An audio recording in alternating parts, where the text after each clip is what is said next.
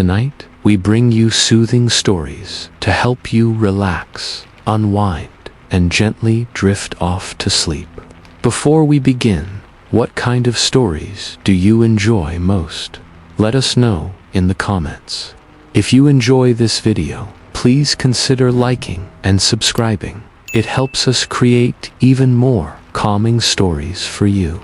Thank you for listening. Now, get comfortable and enjoy the story. We heard screaming from the woods just after midnight, but when we went to look, there was no one there. Only our 4 sets of footprints led to the tent, but 5 led away.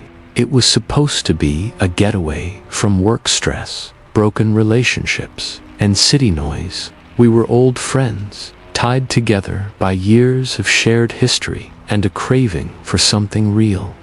Jacob had planned the trip, choosing a forgotten trail deep in the Oregon wilderness, one he found marked in the corner of a decades-old hiking map.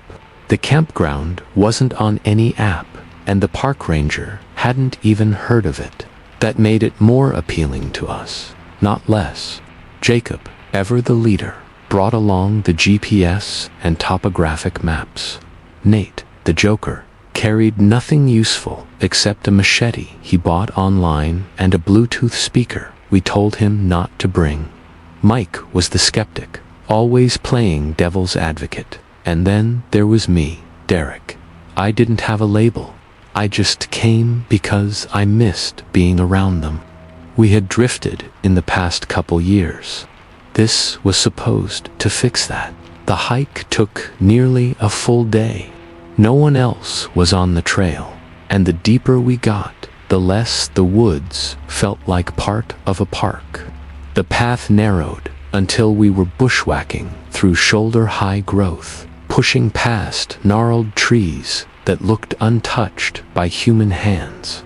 We were laughing at first, yelling out every time Nate claimed to see a bear or when Mike tripped over nothing. But around the final mile, the mood changed. The woods became quiet, not peaceful quiet, still, like the world had muted itself.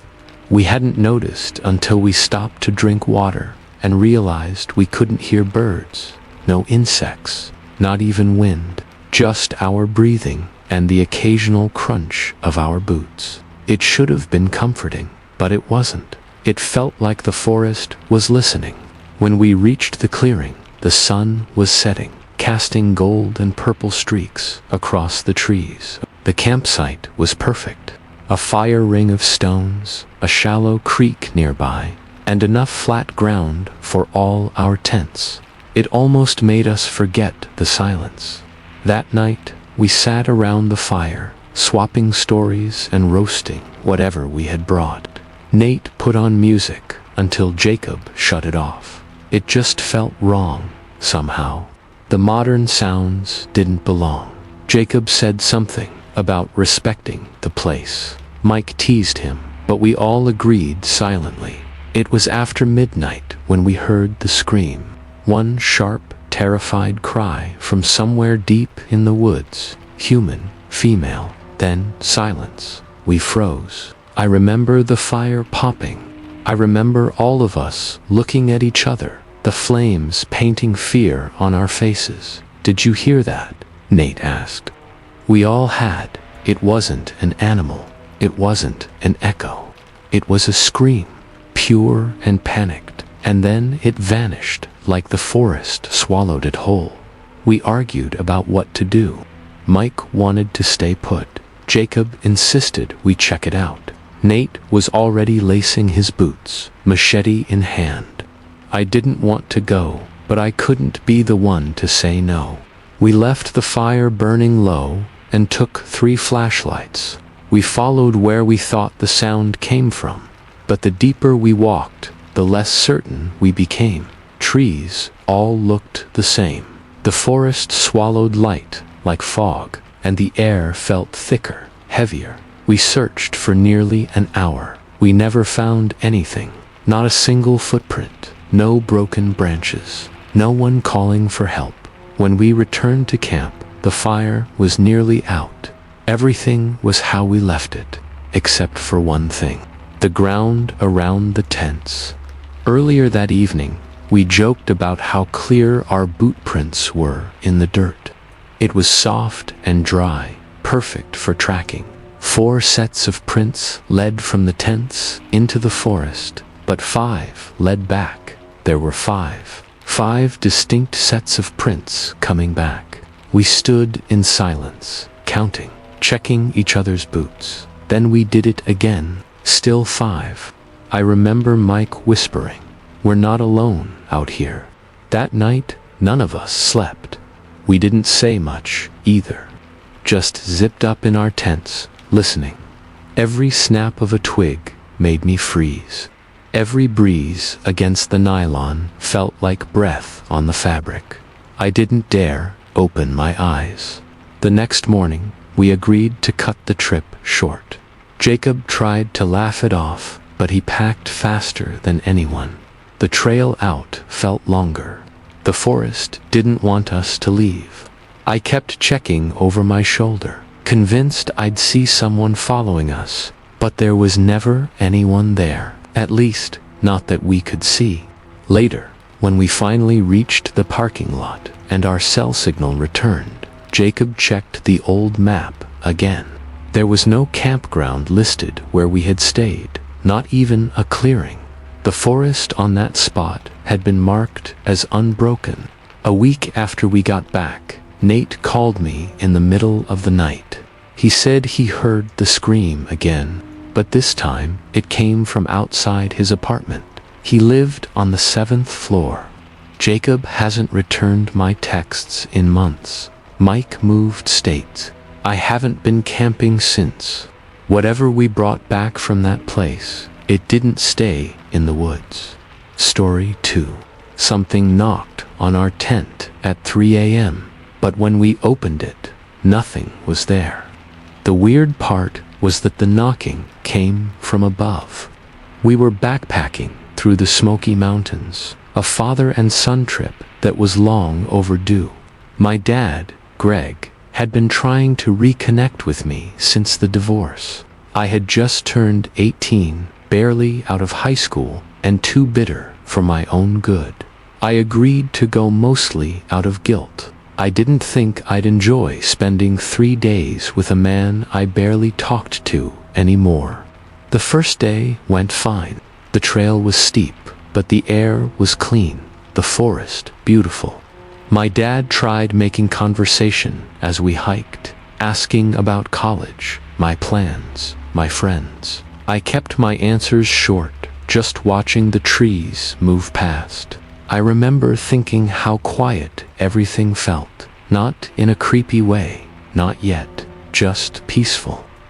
By the time we reached the site, we were both exhausted. The campsite was tucked into a valley, with a stream nearby and a ridge of old, mossy rocks that curved around the edge like a natural wall. It looked untouched, pristine. We pitched our tent, cooked a small meal over the camp stove, and sat around as the sky faded to black. My dad tried telling stories about his childhood, about trips with my grandfather, who I never met. I didn't have much to say back then. I wish I had. We went to sleep early. That's when things got strange. At around 3 a.m., I woke up. No reason, just wide awake.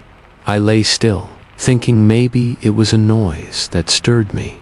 Then I heard it. 3 slow, heavy knocks. Not from beside the tent, from above it.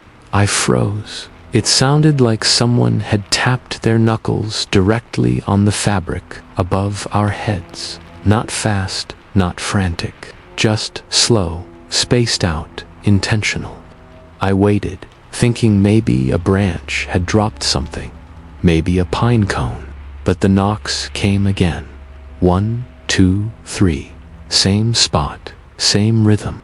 I whispered, "Dad." He was already awake. I could feel it in the silence between us. "You heard that too," he said, voice low. "What is it?" I asked. He didn't answer.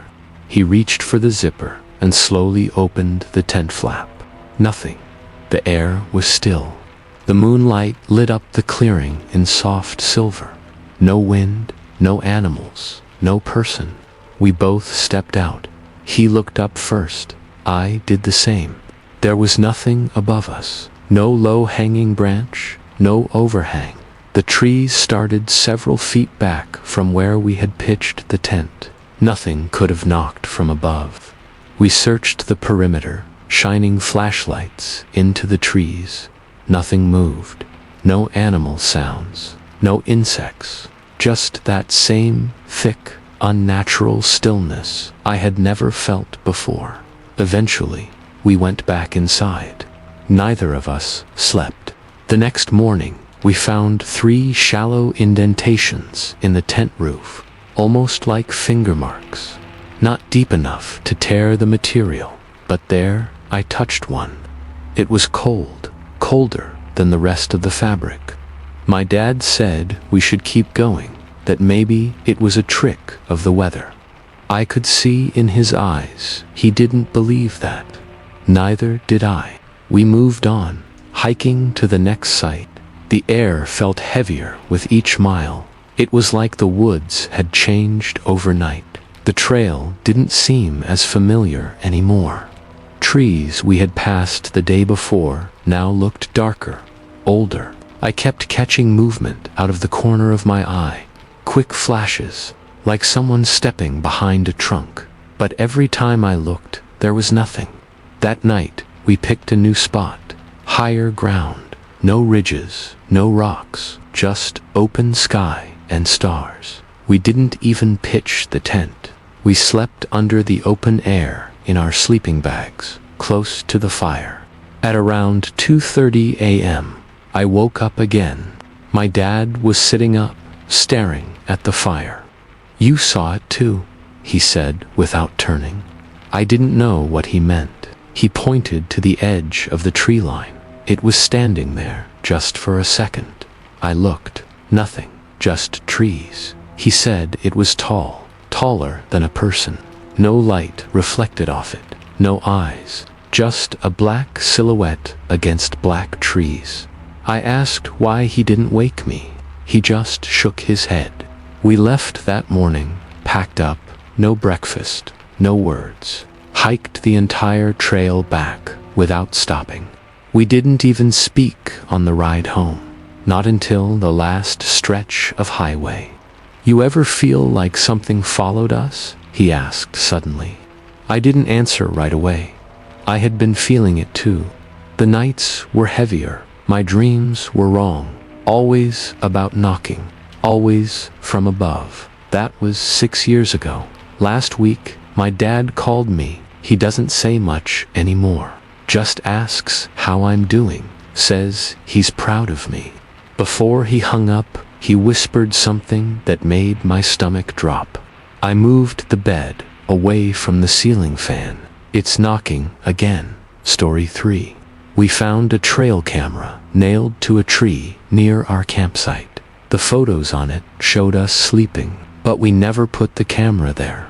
It was the summer before my cousin Liam left for the Navy, and he wanted one last adventure. We weren't close growing up, but he had no siblings, and I was the only cousin near his age. He asked me to go camping out near Eagle Rock, a rugged stretch of backcountry in the mountains that locals barely talked about, let alone visited. The area was mostly ignored for a reason. People said the land was unstable, hard to access, full of drop-offs and overgrown brush. But Liam liked the challenge. He told me the quiet out there was unmatched. I didn't care much for nature, but I agreed. It felt like a chance to build something between us.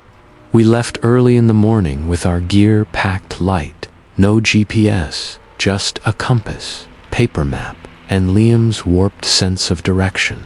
The trail we followed wasn't marked. It barely even existed. We climbed over fallen trees and ducked under branches, sometimes pushing through thorny bushes, with nothing but a faint idea of where we were headed. It was exhausting, but Liam thrived on it. By late afternoon, we reached a clearing that overlooked a steep drop, maybe 40 feet down to a stream. It was beautiful, untouched, silent, in a way that made my ears ring. We set up camp near the edge of the trees.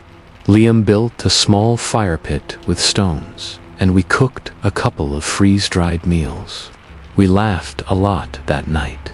It felt good to let go of everything back home. I woke up around 2 a.m. to a sharp noise. Not an animal, not a branch snapping. It was a click. A loud, mechanical click, like something being triggered. I sat up in the tent, heart pounding, and listened. Nothing followed, just silence. I figured it was part of a dream, or maybe the camp stove settling from the heat. I lay back down and eventually drifted off. The next morning, we started gathering firewood when Liam stopped cold. He was staring at a tree about 20 feet from the tent. Nailed into it was a black trail camera aimed directly at our campsite. It wasn't ours. Neither of us had brought one. Liam climbed up and took it down. It was one of those heavy-duty ones hunters use, motion-activated, weatherproof. I remember it was covered in dust, but the battery was still strong. He pulled the memory card and slid it into his phone with an adapter. I watched his face go pale as he scrolled through the images. Dozens of photos. Most were of us setting up the tent, sitting by the fire, sleeping. That click I heard during the night was the camera. It had taken a photo of us while we were inside the tent. The flash must have been off. The angle was perfect, framed like someone had planned the shot ahead of time. The most recent photo was the worst. It was from around 2 a.m., the time I woke up. The tent was in the center of the image, zipped closed, but in the bottom right corner, partially cut off, was a leg, bare, pale, human. Someone had walked in front of the camera while we were sleeping.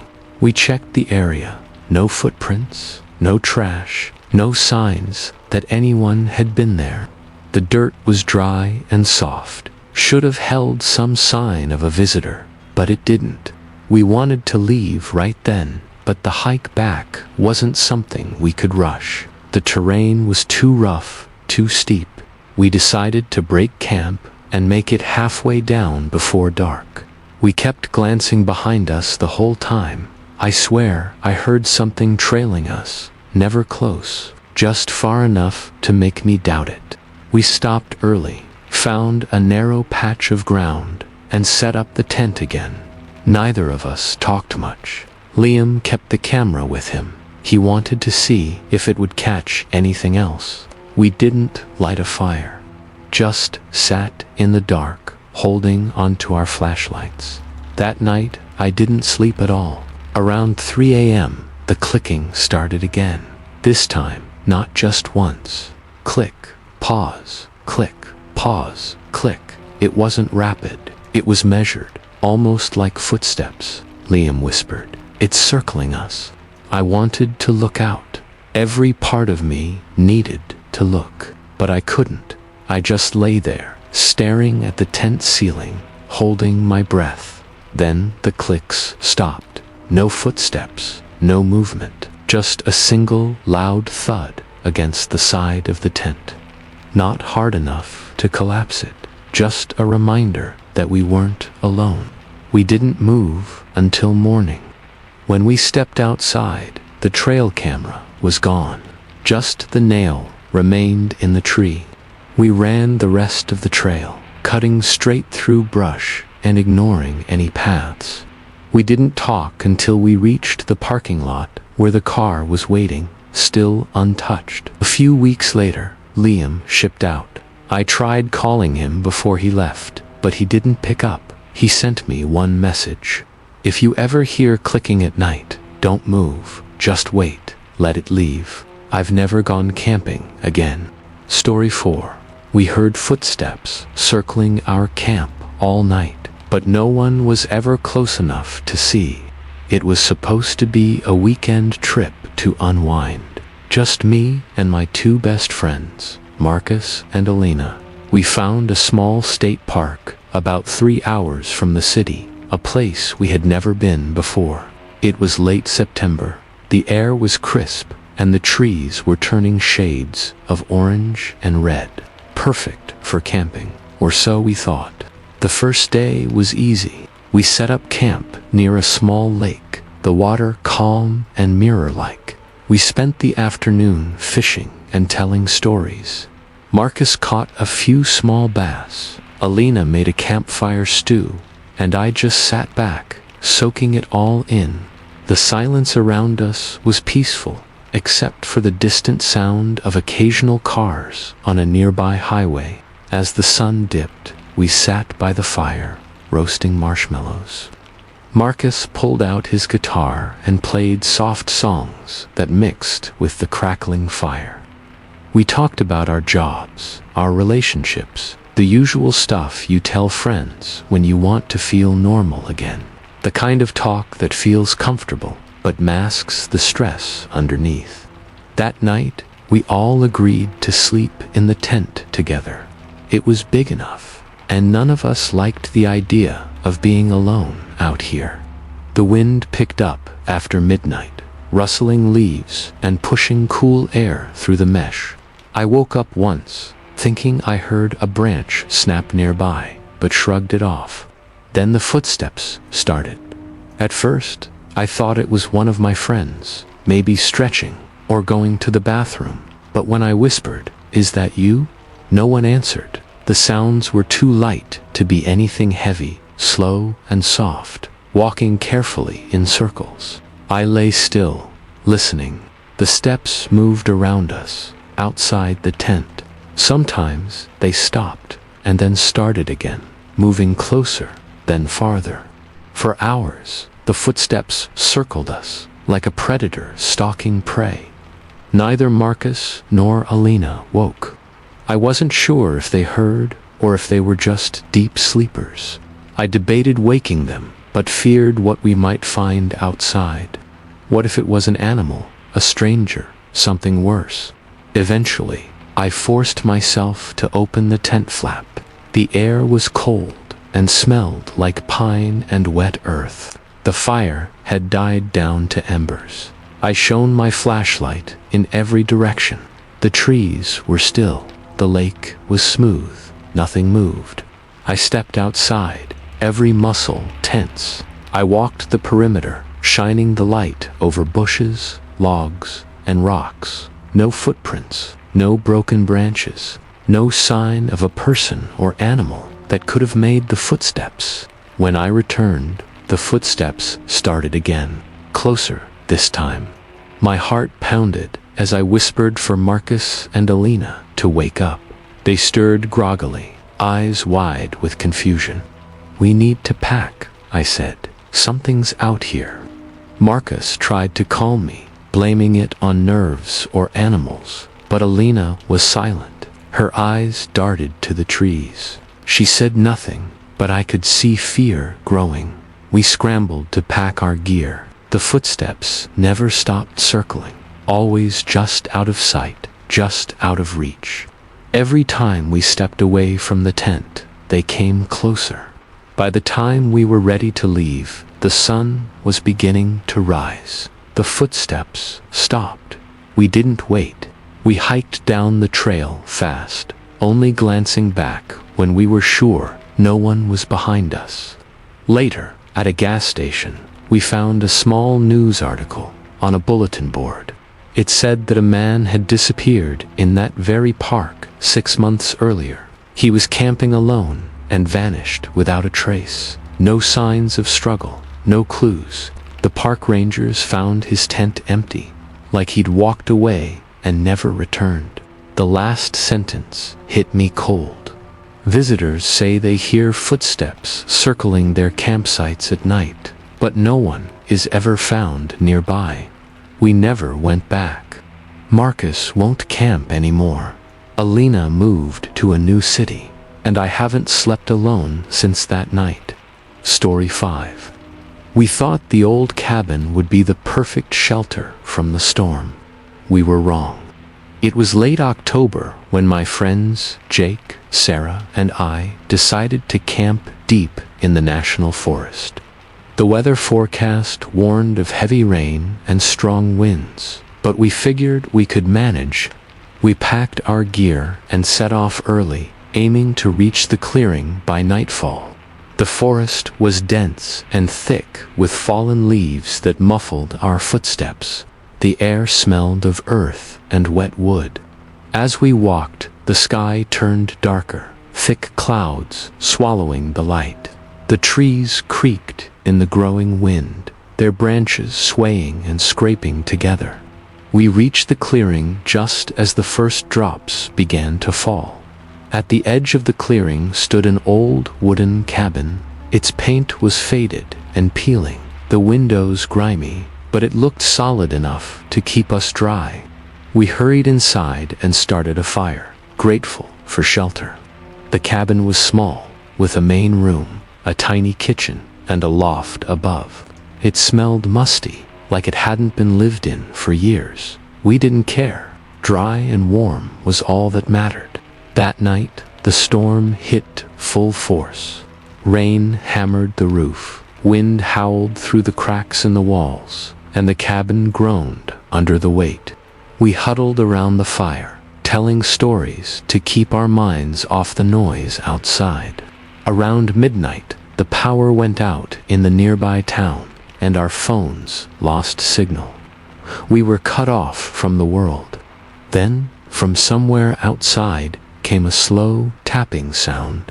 At first, we thought it was rain on the window, but the rhythm was too regular, too deliberate. Tap, tap, tap. We listened closely. The tapping moved around the cabin, shifting from window to door to the walls. Tap, tap, tap, like someone was circling us. Jake grabbed a flashlight and stepped outside, calling out into the rain. No answer. The woods were empty, wet and dark. Sarah wanted to leave, but the storm was too dangerous. We agreed to stay until morning. That's when the knocking turned into pounding. Hard, furious hits that rattled the wooden walls. The cabin shook with each impact. We were trapped inside with no way out. Then a voice called out, low, gravelly, distant, almost a whisper carried by the wind. Let me in. No one moved. No one spoke. The pounding stopped as suddenly as it began. We waited in silence. Then the tapping returned, softer now, moving closer to the front door. Jake reached for the doorknob. The handle was cold and wet. He hesitated, then slowly turned it. The door creaked open into the storm. Outside, no one. Only deep footprints pressed into the muddy earth. They led away from the cabin and disappeared into the trees. We packed quickly and left, the storm still raging behind us. We didn't stop until we reached the highway, where the rain had slowed to a drizzle and the sky was beginning to brighten. Weeks later, I found an old news clipping tucked inside a book at the library. It told the story of a man who disappeared near that cabin 50 years ago. He was a hermit, said to haunt the woods, knocking on doors and calling out to travelers. No one had ever found his body. Since that night, I can't shake the feeling that something followed us back from the forest. That sometimes, in the quiet, I hear tapping on my own windows. Story 6. The moment we stepped off the trail, the forest fell silent, as if it was holding its breath. It was supposed to be a simple hike, an overnight camp for me and my brother, Alex. We'd been planning it for months, eager to escape the city noise and get back to nature. We chose a remote section of the Appalachian Trail, known for its breathtaking views and dense old-growth trees. The first day was beautiful. We hiked through patches of sunlight and shadows, the smell of pine thick in the air. We laughed, shared memories, and talked about everything and nothing. We reached a flat clearing by late afternoon and decided it was perfect for setting up camp. The clearing overlooked a narrow valley where a river snaked through the trees below. After pitching our tents and gathering firewood, we made a small fire and cooked dinner. The sun dipped behind the hills, painting the sky with shades of orange and purple. We sat close, the warmth of the fire pushing back the chill as night crept in. Around 10 p.m., a strange feeling settled over me. The usual night sounds, crickets, frogs, owls, were gone. The forest was unnervingly quiet. Even Alex noticed. He said it was the kind of silence that makes you feel watched. Then the noises started. It began as a faint rustling in the underbrush, far off at first. Then a series of soft knocks on tree trunks, rhythmic and slow. The sound was too steady to be animals. It echoed through the trees and moved closer. Alex and I grabbed our flashlights and stood at the edge of the clearing, trying to spot the source. Nothing. The darkness seemed to swallow the beams of light. The knocking stopped abruptly. We settled back near the fire, but neither of us could shake the unease. The silence returned, heavier now, like a thick blanket pressing down. Suddenly, a voice broke the quiet, whispered and broken, just on the edge of hearing. "Leave." We froze. The voice came from the woods, just beyond the tree line. It sounded old, tired, filled with warning. Alex wanted to pack up and leave, but I was stubborn. I told him we should stay. We finally began to relax. That's when the shadows moved. From the corner of my eye, I saw a figure standing just beyond the firelight, tall, thin, almost blending with the trees. I blinked, but it didn't disappear. I nudged Alex. He turned, but the figure was gone. We spent the rest of the night awake, watching the edges of the clearing, listening for the smallest sound. At dawn, we packed quickly. The silence lifted with the sun. We hiked down the trail, glancing back at the clearing. Nothing followed. When we got home, I looked up the history of the area. The land was once home to a small settlement that vanished mysteriously over a century ago. Locals whispered of restless spirits guarding the forest, warning trespassers to leave. I haven't returned since. Sometimes I still hear the knocking in my dreams and the faint whisper calling from the dark. Story 7. We ignored the warnings carved into the trees, and that was our biggest mistake.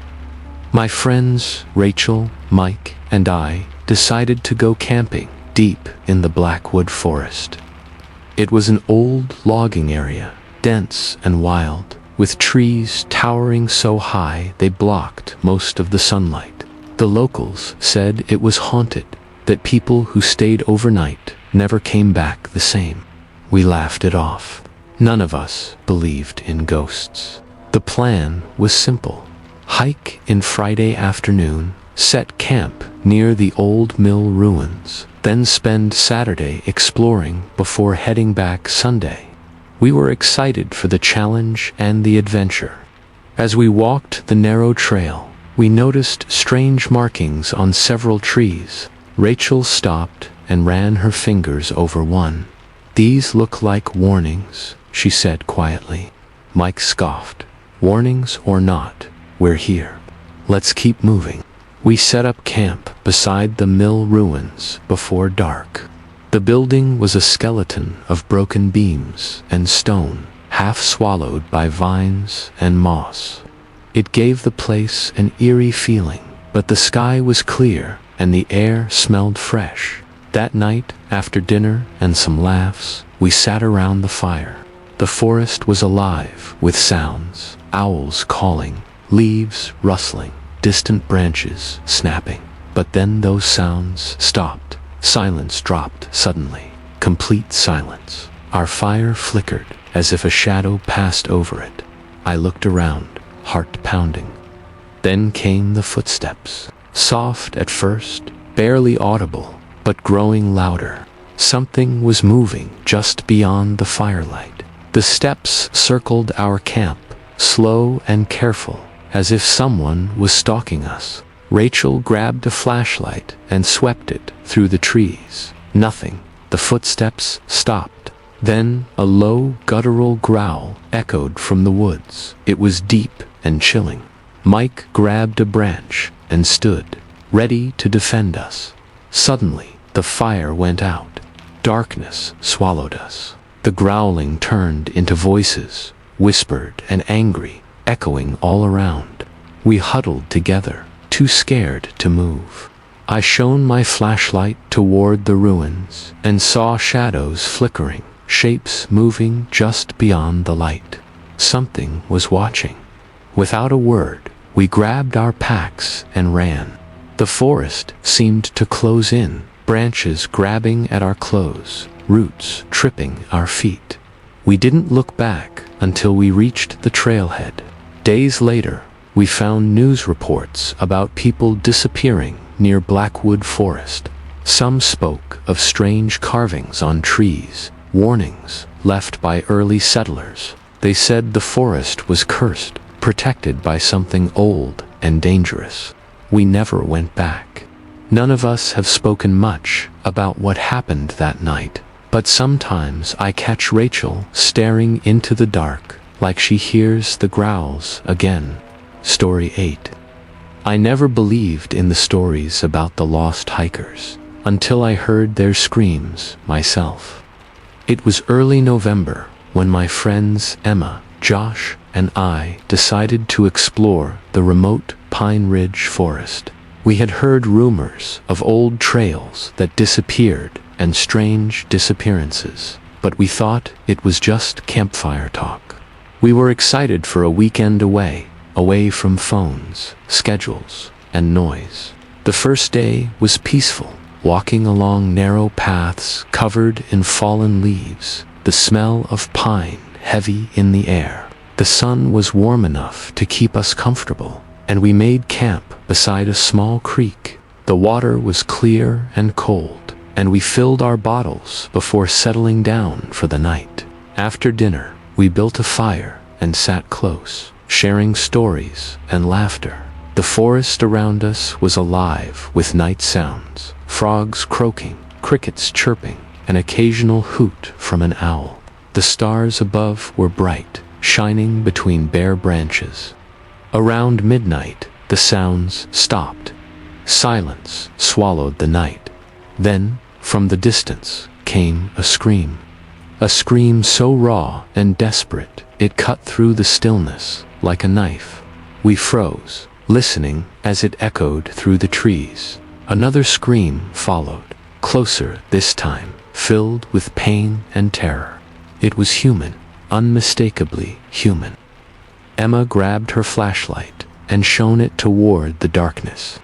Josh and I stood beside her, hearts pounding. "Someone's out there," I whispered. "We have to help."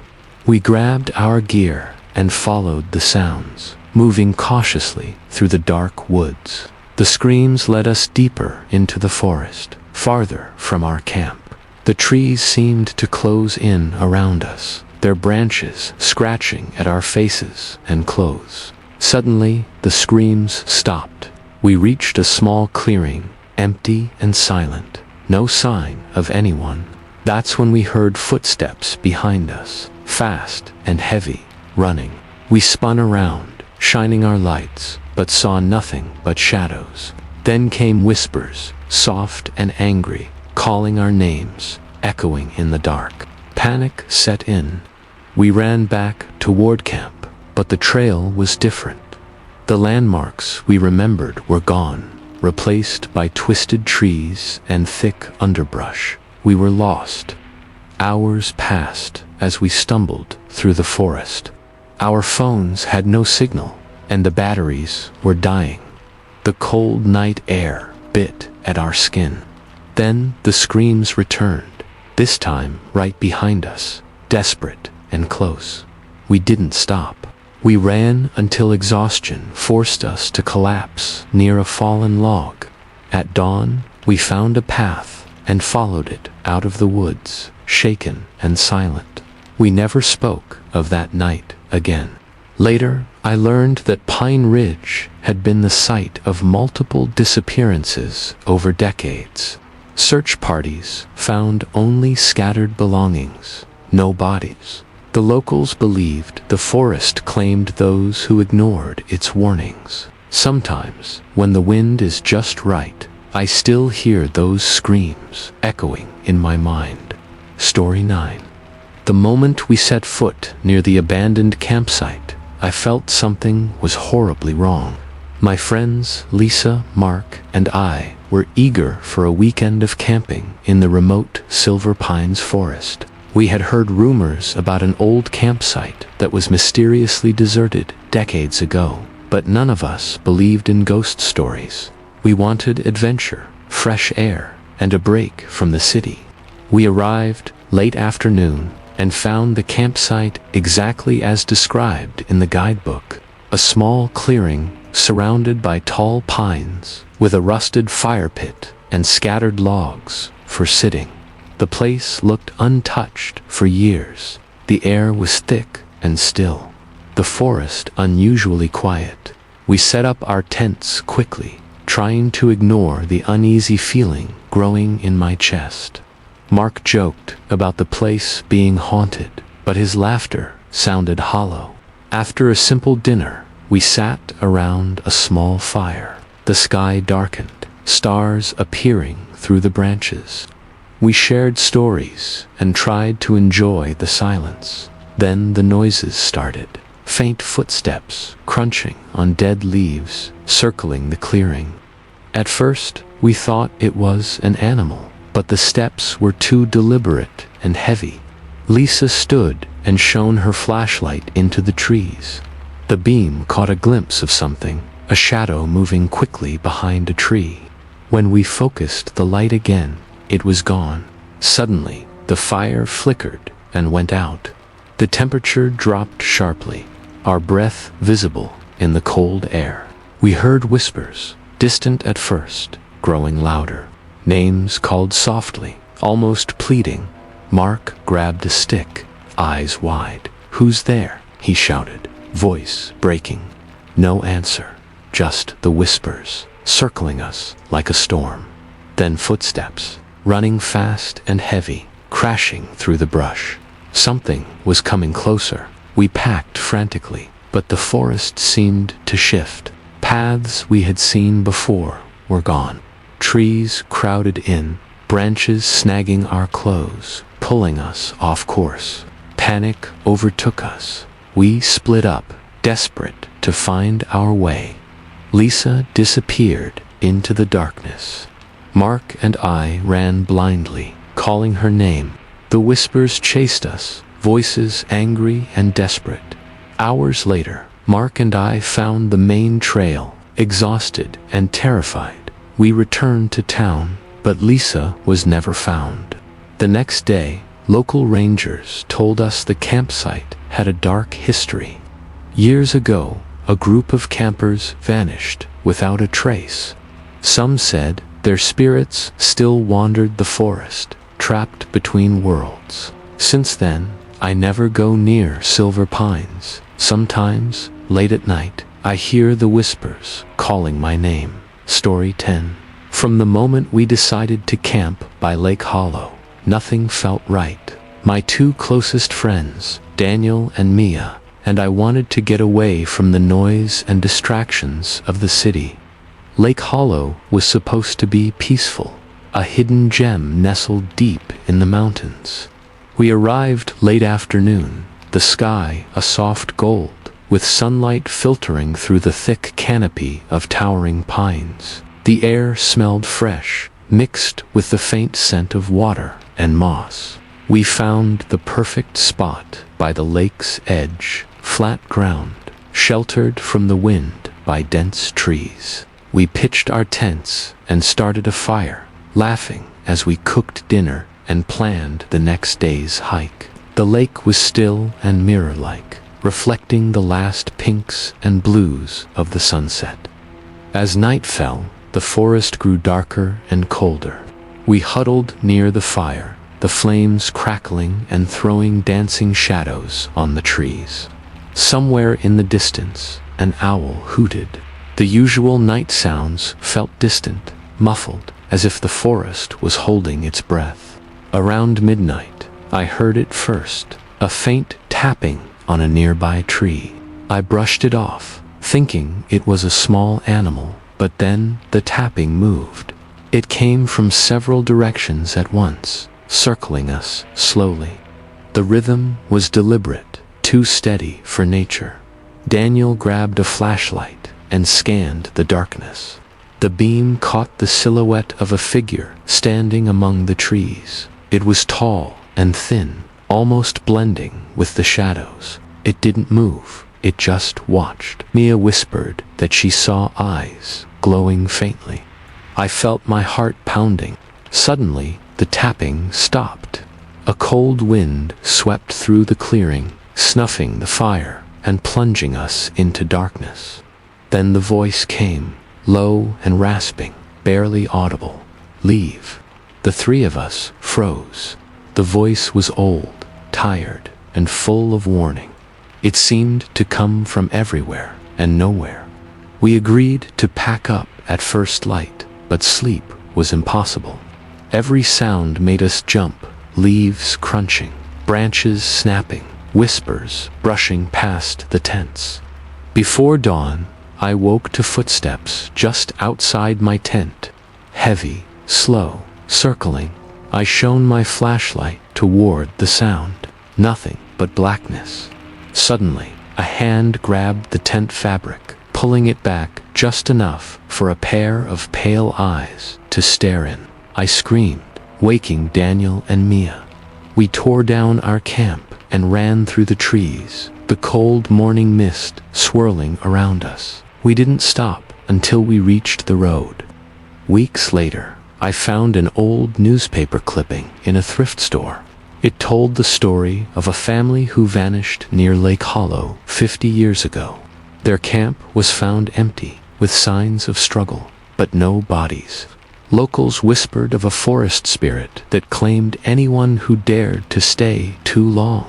Since that night, I can't escape the feeling that something watches me, waiting for me to return. Story 11. It wasn't just the darkness that terrified us. It was what moved inside it.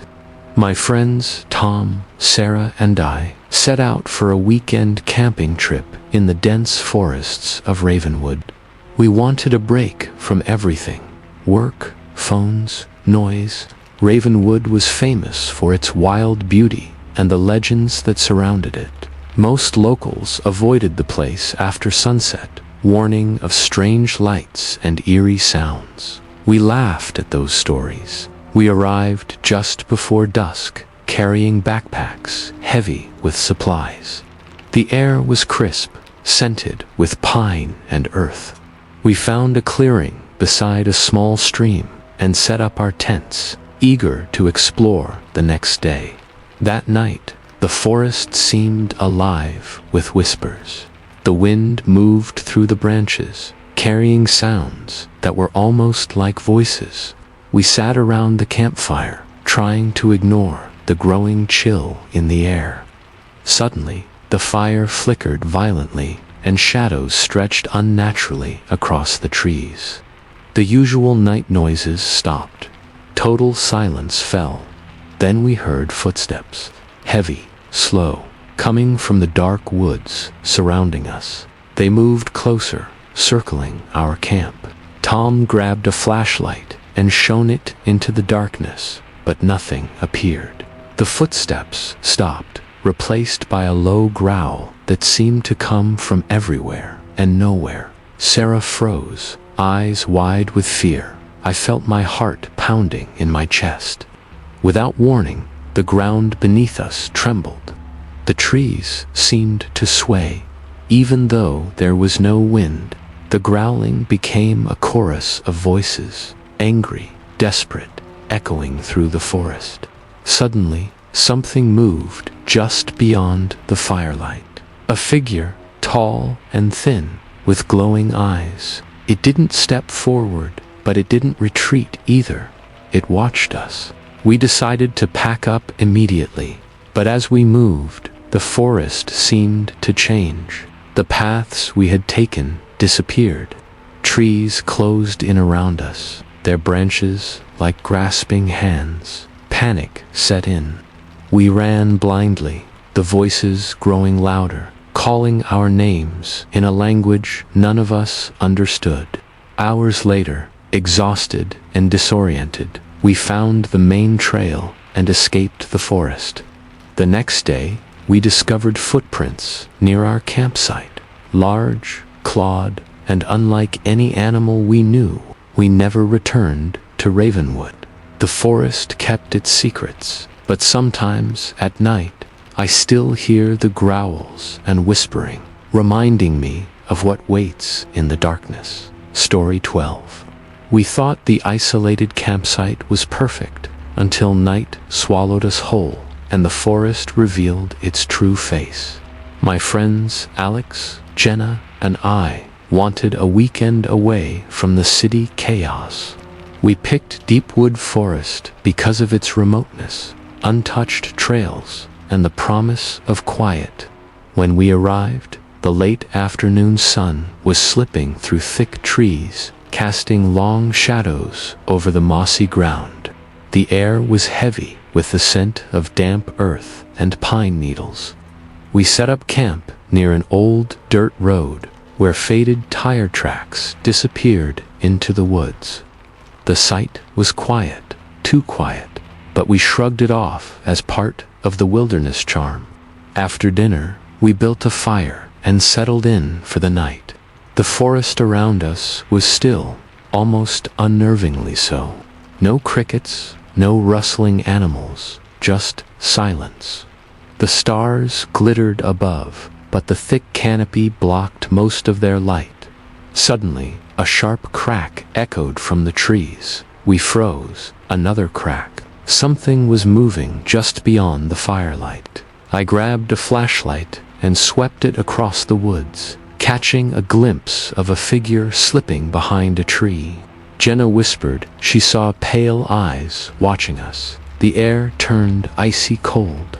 Then came the tapping, slow and rhythmic, like knuckles against wood. It circled the camp, moving closer with every beat. The fire flickered, threatening to die. The tapping grew louder, urgent, almost impatient. Out of the darkness, a voice whispered, barely audible but clear, "Go." We wanted to leave immediately, but as we packed, the forest shifted. The path back was gone, replaced by dense underbrush and twisted trees. Panic crept in as shadows stretched and moved around us, shapes flickering just beyond sight. The whispers grew into a chorus, calling our names, begging, warning.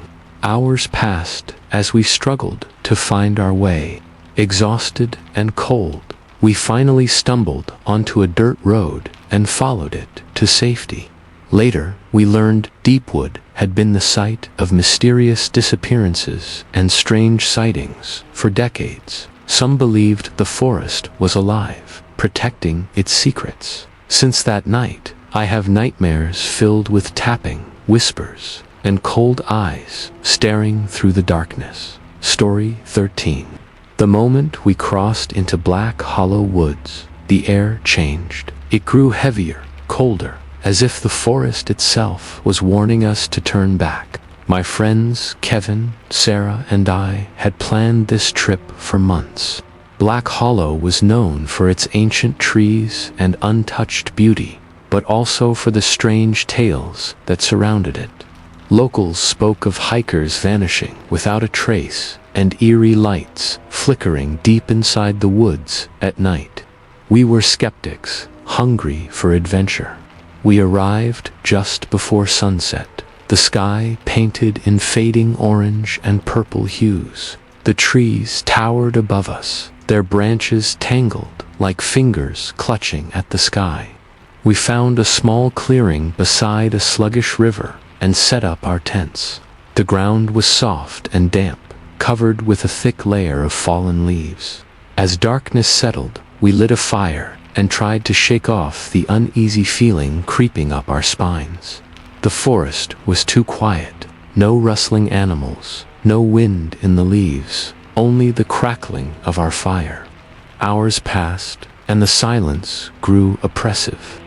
Then, from somewhere in the shadows, came a low moan. It wasn't animal, nor human. It was something else, a sound filled with sorrow and rage. We tried to ignore it, but the moan was followed by footsteps, slow, deliberate, and heavy. The sounds circled our camp, growing closer. Kevin shone his flashlight into the darkness, but saw nothing. Suddenly, the fire sputtered and died. The night was plunged into complete darkness. Then eyes appeared, hundreds of them, glowing faintly from between the trees. They watched us, unblinking. A whisper rose from the darkness, calling out our names, begging, warning. The voices grew louder, overlapping in a haunting chorus. We scrambled to pack, but the forest seemed to shift around us. Paths disappeared, trees rearranged themselves, trapping us in a maze of shadows. Panic took hold. We ran blindly, guided only by the sound of the river, desperate to escape. Hours later, exhausted and bleeding from scrapes, we found the riverbank and followed it out of the woods. We never spoke of what happened. Kevin refused to return to the forest. Sarah moved away, and I still hear the whispers when the wind blows through my window. Black Hollow Woods keeps its secrets, but it doesn't forget. Story 14. The moment we arrived at Whispering Pines, none of us felt quite right, but none of us wanted to admit it. It was early September when my friends, Emily, Jack, and I decided to escape the city for a weekend.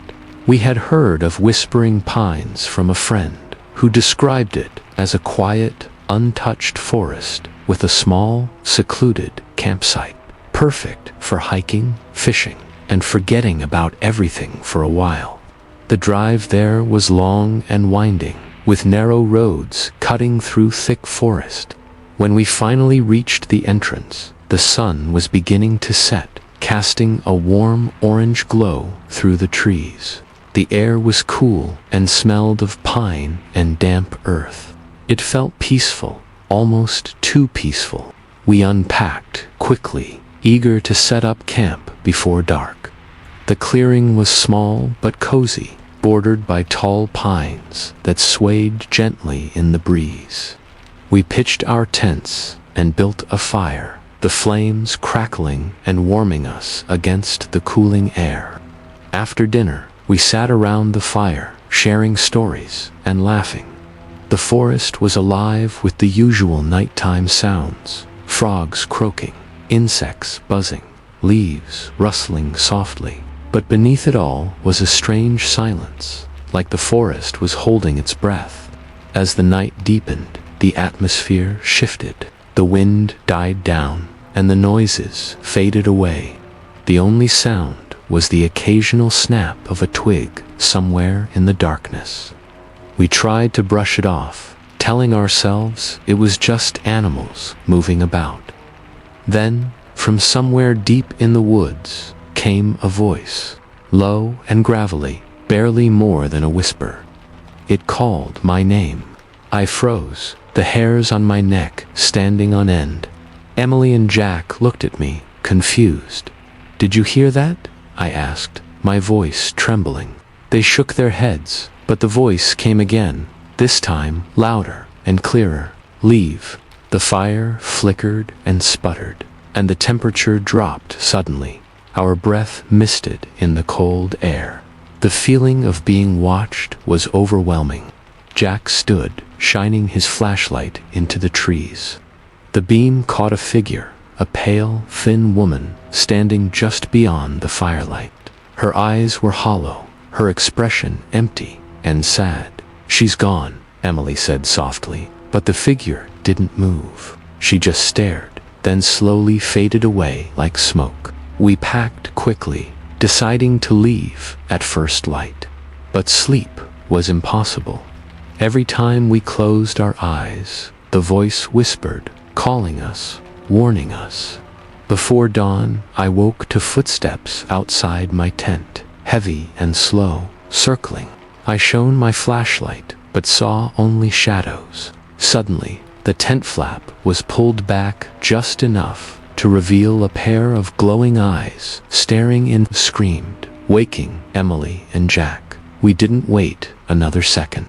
We tore down our camp and ran through the woods, the cold mist swirling around us. The forest seemed alive, branches reaching out to snag us as we fled. Hours later, we burst onto the main road, breathless and terrified. Days passed, and I couldn't shake the feeling that something followed us home. At night, I hear the whispering voice, calling my name, begging me to return. Whispering Pines is beautiful, but it hides something dark, something that watches, waits, and remembers. Story 15. From the moment we decided to camp at Crow's Ridge, none of us imagined the weekend would turn into a nightmare we would never forget. It was late October, the perfect time for a fall camping trip. The trees were a riot of reds, oranges, and yellows, and the crisp air carried the smell of wood smoke and earth. My friends, Mark, Lisa, and I were eager for a break from city life. We had heard about Crow's Ridge from an old guidebook, a remote spot far from any town, known for its breathtaking views and quiet trails.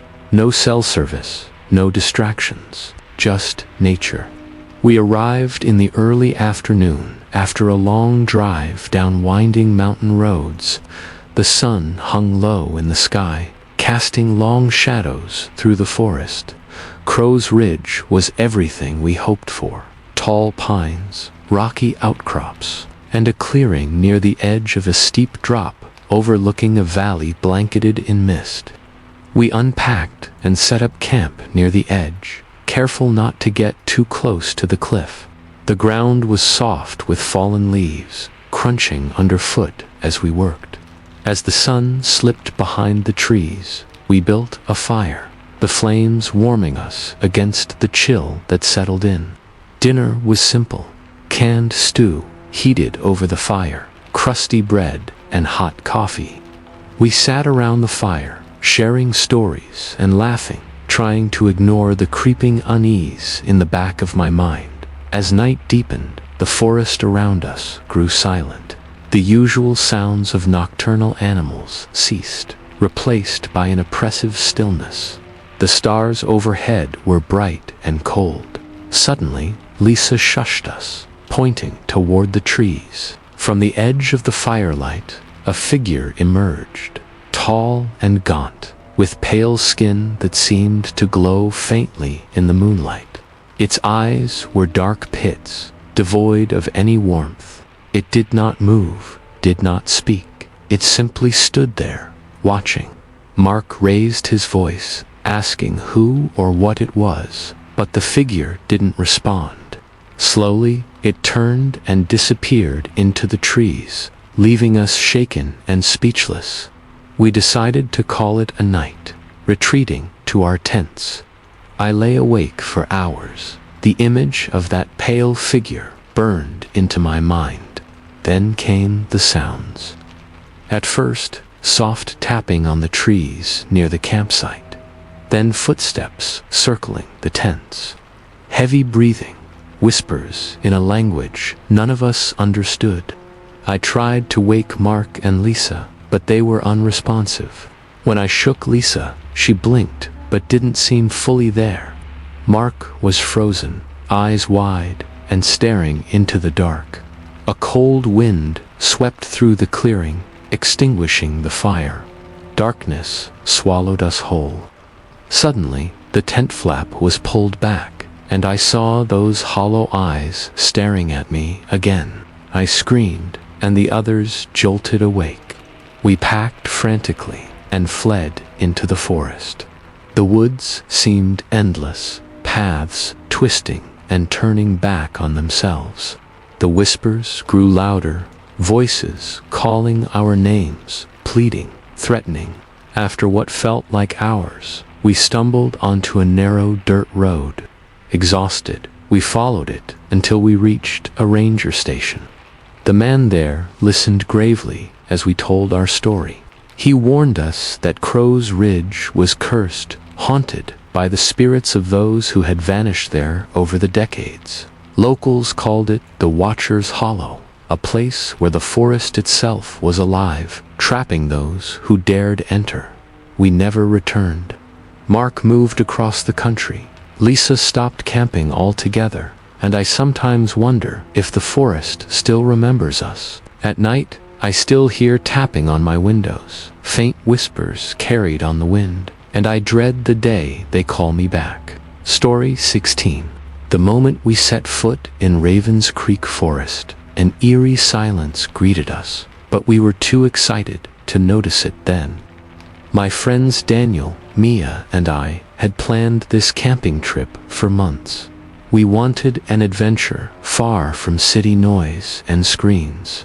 Ravens Creek was remote, surrounded by legends of strange disappearances and unexplained phenomena. Most locals avoided the forest after dark, but we laughed off the warnings as superstition. We arrived just before dusk on a cool autumn afternoon. The forest was dense, with towering pines and oaks, their leaves a fiery mix of reds and golds. The air smelled damp and sharp, the ground thick with moss and fallen leaves. We found a clearing beside a creek, its water whispering softly over smooth stones. It seemed like the perfect spot. We set up our tents and gathered wood for the fire. As we worked, a low fog began creeping along the forest floor, curling around roots and rocks like silent fingers. We joked about it, trying to keep the mood light. Night came quickly. We built a large fire, its warmth a small barrier against the growing cold. Around the flames, we shared stories, our voices echoing through the trees. But the forest was listening.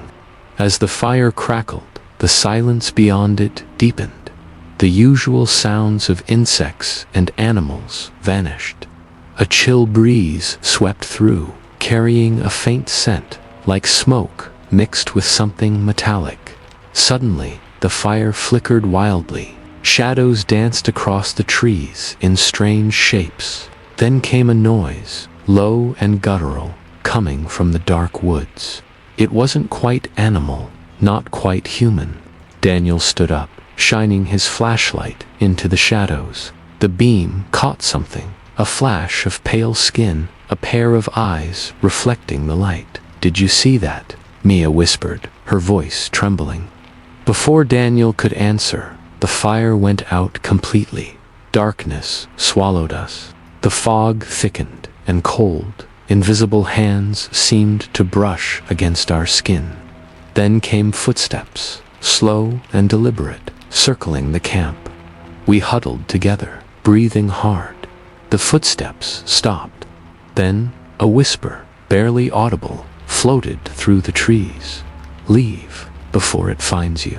We packed what we could, but the forest had already changed. Paths twisted and turned impossibly. The trees closed in, their branches clawing at us like desperate hands.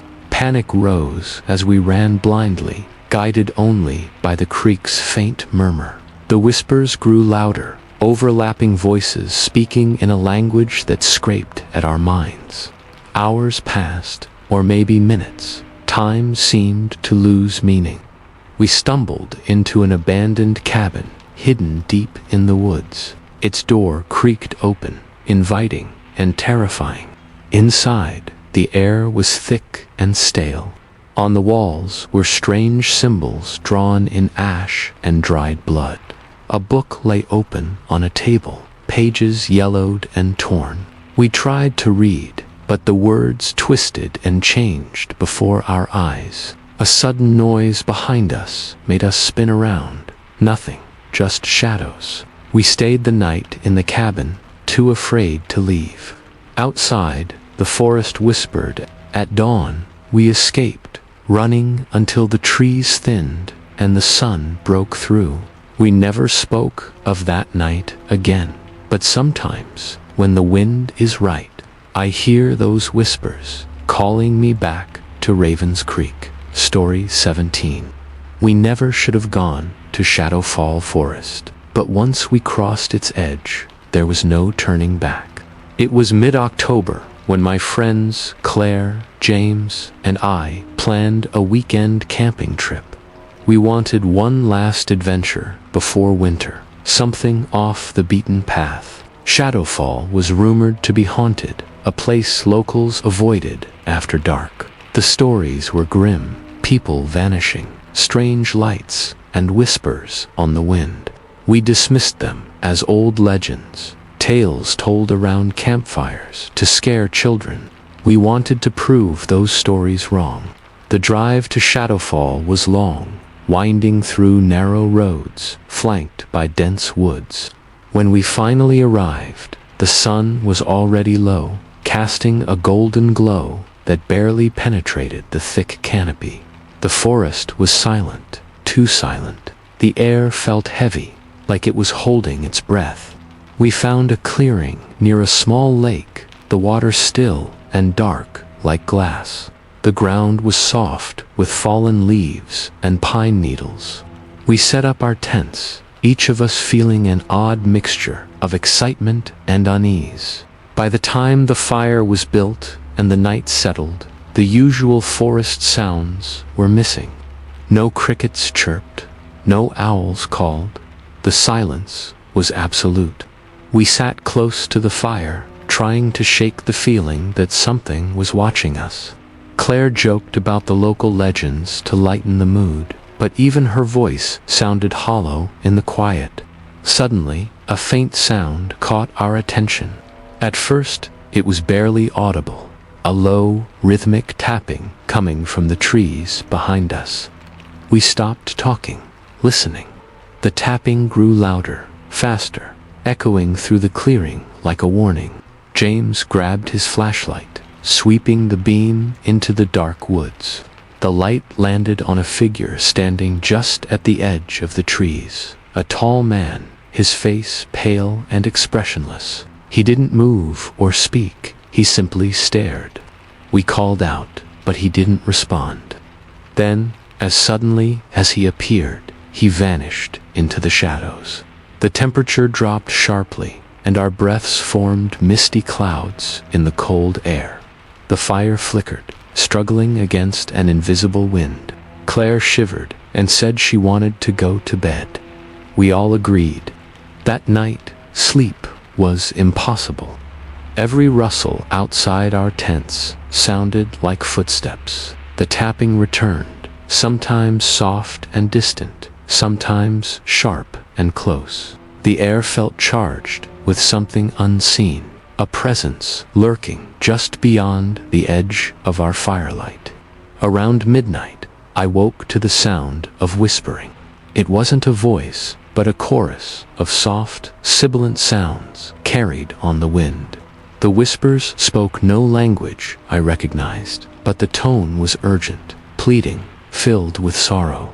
I nudged James awake. His eyes snapped open, wide with fear. Claire stirred as well, and we all sat frozen, listening. Then came a sudden, sharp crack, the sound of a tree branch snapping close by. James shone his flashlight toward the noise, but the beam revealed only empty darkness. Minutes passed like hours. Suddenly, the tent flap was yanked open. A cold hand brushed my arm. I screamed, pulling back, but there was nothing there. We decided to leave at first light, but as dawn approached, the forest shifted. Paths we had followed easily the day before were gone, replaced by dense thickets and tangled undergrowth. The lake seemed farther away, and the trees crowded in closer. Panic set in as we stumbled blindly, calling out for help.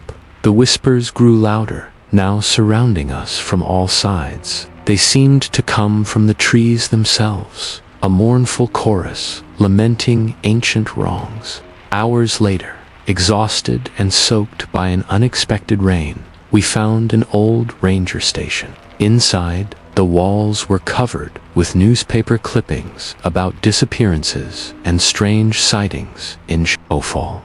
The ranger warned us that the forest was cursed, a place where time twisted and lost souls wandered. We left immediately, vowing never to return. But sometimes, in the dead of night, I still hear the tapping, the whispers, and I wonder if the forest ever truly lets anyone go. Story 18. The idea of camping deep in Hollow Grove Forest seemed thrilling at first. Just 3 friends, miles from civilization, surrounded by nature's beauty. What could go wrong? We thought it would be the perfect escape from the stress of everyday life. I was with my longtime friends, Sarah and Mike. We had known each other since college and had a tradition of taking one outdoor trip together every year. This time, Sarah suggested Hollow Grove, a place she'd heard about through a coworker who claimed the area was untouched, wild, and utterly serene. We arrived late Friday afternoon, the sun dipping low behind the dense canopy of ancient trees. The forest felt alive in a way I had never experienced before. The air was thick with the scent of pine needles and wet earth, and the soft rustle of leaves whispered secrets to anyone who would listen. We chose a clearing near an old, abandoned logging trail for our campsite. The ground was carpeted with moss and crunchy with fallen leaves, and a small creek meandered nearby, its gentle babble the only soundtrack besides the occasional bird call. Setting up camp was easy, but the forest's silence was uncanny. It wasn't just the absence of humans, it was the absence of animals, too. No squirrels chattered, no birds sang their evening songs, just silence that pressed down on us like a heavy blanket. We started a fire, cooking sausages and potatoes wrapped in foil over the flames. The fire crackled and spat sparks into the dusky air. Sarah told stories of past trips, and Mike joked to lighten the mood, but beneath the laughter, I could feel a tension growing. As darkness settled, the temperature dropped sharply. I noticed how quickly the warmth from the fire failed to reach beyond its immediate circle. The shadows at the forest's edge deepened and seemed to pulse, as if breathing in rhythm with us. Suddenly, the fire flickered and dimmed. A gust of wind, cold and unnatural, swept through the clearing. The trees groaned as branches scraped together, creating an eerie sound like fingernails on glass. Then I heard it, a voice, soft, low, barely audible. It seemed to come from all directions at once. "Get out, get out." My heart hammered as the words repeated, seeming to echo through the forest itself. Sarah and Mike looked at me, alarmed. None of us had spoken, but the fear was palpable. We tried to shake it off as imagination, but the forest had other plans. As night deepened, the whispers grew into murmurs, winding around us like a living thing. The creek's gentle babble was drowned out by sounds that defied explanation. Soft footsteps circling the camp, scratching noises on the bark of trees, faint breathing just beyond the firelight. At one point, Mike swore he saw figures watching us from the shadows, tall, thin shapes that disappeared when we turned to look. We locked our tents and kept the fire blazing all night, but sleep was impossible. Around 3 a.m., I was jolted awake by a scream, Sarah's scream. I scrambled out of my tent to find her trembling and pointing toward the trees. "There's someone, or something, out there," she whispered. We shone our flashlights into the darkness. The beams caught glimpses of movement, shadowy forms slipping between the trunks. Then a cold wind blew the fire out. Darkness swallowed us. We huddled together, breath visible in the frigid air. The whispers returned, urgent and desperate. Suddenly, a figure stepped into the firelight, pale, gaunt, eyes hollow and dark. It didn't speak, but raised a bony hand and pointed toward the woods. We didn't wait for more. Grabbing what we could, we fled blindly into the black forest, branches clawing at our faces and clothes. The path we had taken was gone, replaced by thick undergrowth and gnarled roots. Every direction looked the same. Panic set in as we realized we were lost. Hours passed, or was it minutes? Time seemed to warp. The whispers followed us, voices growing louder, pleading, crying. Eventually, we found an old ranger's cabin, its door hanging open. Inside, the walls were scrawled with warnings in blood-red paint. "Do not stay. Leave now, and the forest remembers." We collapsed in exhaustion, the horror of the night pressing down on us. When morning finally came, we stumbled out and found our way back to the car. We never returned to Hollow Grove Forest, but sometimes, late at night, I hear the whispers again. They call my name, reminding me that the forest never forgets. Story 19. From the moment we arrived at Blackwood Ridge, the forest seemed to hold its breath, watching us with ancient eyes. What started as a simple weekend camping trip with my friends turned into a nightmare that stretched far beyond anything I could have imagined. We were 5, me, Alex, Jenna, Mark, and Lisa, college friends who bonded over a love of the outdoors. The tales told of missing hikers, strange lights, and eerie sounds drifting through the night. We laughed it off. Nothing could scare us. The first day was perfect. We hiked up steep trails, the air crisp and clear. The autumn leaves were a riot of orange and red, crunching beneath our boots.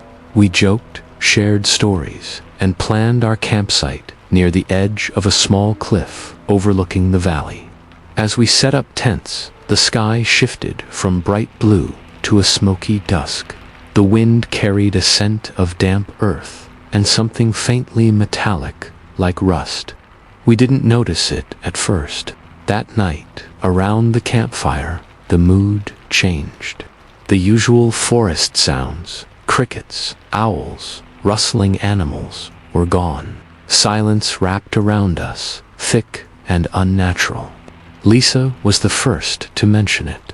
"It's like the forest is holding its breath," she said, voice barely above a whisper. Suddenly, Mark pointed toward the woods. Shadows moved just beyond the firelight, slipping between trees like smoke. We strained to see, but nothing concrete appeared. Hours passed, the fire dimmed. A low hum filled the air, almost musical, but discordant and unsettling. Then came the whispers, not from any one direction, but everywhere, surrounding us. Alex stood and walked toward the darkness. "I'm going to check it out," he said.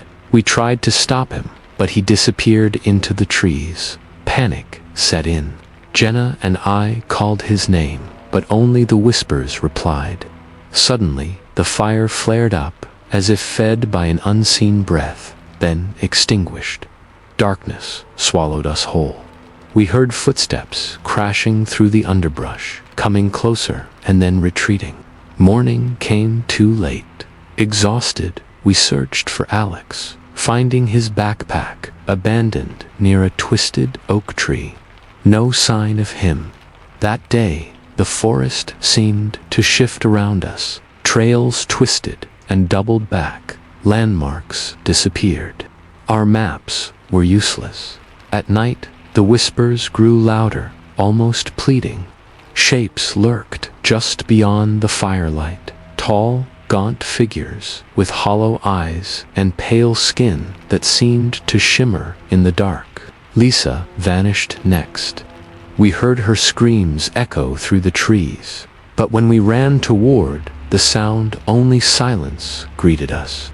Days passed in a haze of fear and confusion. We clung to each other, but the forest's grip tightened. Time lost meaning. Hunger gnawed at us. Sleep became a distant memory. One evening, we found a cabin, its windows boarded up, door barely hanging on rusty hinges. Inside, the walls were covered with strange symbols drawn in charcoal.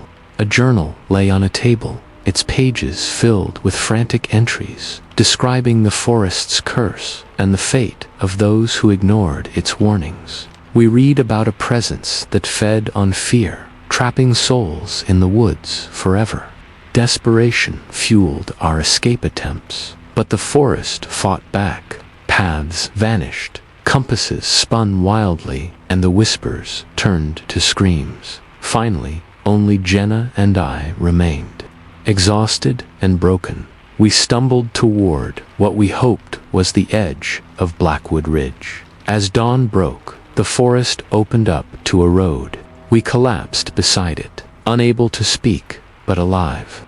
We never spoke of what happened, but the nightmares linger. Sometimes I hear the whispers in my dreams, reminding me that Blackwood Ridge never lets go. Story 20. There is a place called Raven's Hollow, tucked away from any map or GPS, whispered about in hushed tones by locals, but never openly discussed. We were foolish to go there. I still think about the moments we spent trapped inside those trees, the way the forest seemed to breathe and watch us. I hope by sharing this, maybe someone else will avoid the nightmare we lived through. Our group was 7 strong, me, my brother David, and 5 friends we'd known for years. We planned this trip months ahead, craving a break from the chaos of city life. Raven's Hollow promised isolation and untouched wilderness. What we didn't know was how that wilderness had a hunger of its own. The first day was typical hiking fare. Long trails, breathtaking views, and a camaraderie fueled by excitement and nervous energy. We arrived at the edge of the hollow just before sunset, a chill creeping into the air despite the warm day. The forest was dense, trees older than any of us could imagine, their bark thick and gnarled like ancient scars. The shadows between them seemed unnaturally dark, as if they swallowed light whole. We set up camp near an old clearing marked by crumbling stone pillars, weathered by time but still standing. The fire we built sputtered, fighting the dampness that clung to the air. The usual sounds of night, frogs, insects, owls, were absent. Instead, an oppressive silence pressed down on us. David was the first to sense something was wrong. He stood watching the trees, face pale. "Do you hear that?" he asked, voice tight. At first, I heard nothing. Then a faint tapping, like fingernails, lightly drumming on wood. Our eyes darted toward the dark forest beyond the firelight. Figures moved just out of sight, slipping between trees and vanishing before we could focus on them. Suddenly, the wind shifted, carrying a faint scent, like smoke mixed with something metallic and sickly sweet. The fire flared violently, then died. Panic surged. We grabbed flashlights, but their beams only illuminated dense, unyielding darkness. That night, sleep was impossible. Whispers slithered through the trees, soft but urgent, calling names none of us recognized. In the early hours, Sarah screamed. We rushed out, flashlights shaking in trembling hands. She pointed toward the edge of the clearing, where a thin trail of blood led into the shadows. David volunteered to follow it, but he returned hours later, face ashen, eyes hollow. "We're not alone," he said simply. The next days were a descent into madness. Trails twisted upon themselves, time fractured, and hunger gnawed at our insides. One by one, friends disappeared. First Mark, then Jenna. Each time, the forest claimed them silently, leaving only traces: a dropped scarf, a boot half buried in leaves, a faint echo of laughter carried on the wind. Our group fractured, desperation replacing hope. I remember the cold nights, huddled under a canopy of invisible eyes, the fire sputtering and failing again and again. David and I fought to hold on to sanity as the whispers turned to screams and shadowy figures began to take form, tall, gaunt silhouettes with eyes that burned like embers. One evening, as the sun bled into the horizon, we stumbled upon an old cabin hidden deep in the woods. Inside, a journal detailed the forest's curse, an ancient spirit bound to the land, feeding on fear and trapping souls for eternity.